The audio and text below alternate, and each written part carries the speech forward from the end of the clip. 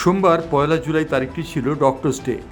স্বর্গীয় বিধানচন্দ্র রায়ের স্মৃতির উদ্দেশ্যে এই দিনটি নিবেদন করা হয় এবং তিনি যেহেতু চিকিৎসক ছিলেন তাই বাংলার সমস্ত চিকিৎসক সমাজ, ভারতের সমস্ত চিকিৎসক সমাজের উদ্দেশ্যে এই দিনটি নিবেদিত হয় ডক্টরস ডে হিসেবে।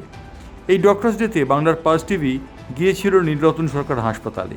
সেখানকার পরিষেবা কেমন সেই কথাই জানালেন এক রোগী। তিনি বললেন যে পরিষেবা যথেষ্ট ভালো। আমি বেলডাঙ্গা থেকে এসেছি। এবার কি প্রথম দেখাতে এসছেন? এই প্রথম দেখাতে এসেছি। কেমন পরিষেবা এখানকার? পরিষেবা ভালো, ডাক্তারদের ব্যবহারও ভালো। কতক্ষণ লেগেছে, কতক্ষণ এসছেন এখানে? এখানে এসেছি আপনার সকাল 6টার সময়। 6টার সময়। কোনো কি প্রবলেম নিয়ে এসেছিলেন? আপনার কিডনির সমস্যা নেই।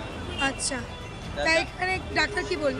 ডাক্তার আপনার যেটা বললো, আলোচনা করে যেটা আমাকে পরামর্শ দিল, এক জায়গায় পিজিতে দেখাইছিলাম, তা ওখানে বললো যে আবার আপনাকে নতুন করে অনেক সময় দিয়ে আমাকে বললো যে এইখানে আবার নতুন করে সব আপনার কাগজপাতি করতে হবে, এই কথাগুলো বললো। তার মানে এখানে পরিষেবা ঠিকঠাক পাচ্ছেন? খুব ভালো আছে। অর্থাৎ বোঝাই যাচ্ছে ডক্টরস ডেতে পশ্চিমবঙ্গের স্বাস্থ্য পরিষেবা খানিকটা উন্নত হয়েছে।